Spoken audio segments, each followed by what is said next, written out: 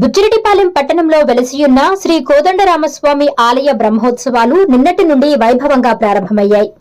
ఇందులో భాగంగా రెండవ రోజు ఉదయం ధ్వజారోహణ కార్యక్రమాన్ని ఆలయ అర్చకులు వైభవంగా నిర్వహించారు. అనంతరం ధ్వజపటం ఎగురవేసి సకల దేవతలను బ్రహ్మోత్సవాలకు ఆహ్వానించారు.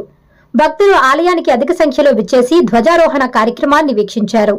అనంతరం సంతానం లేని మహిళలు సంతానం కోసం ఆలయ అర్చకులు కొడిముద్దలను అందజేశారు.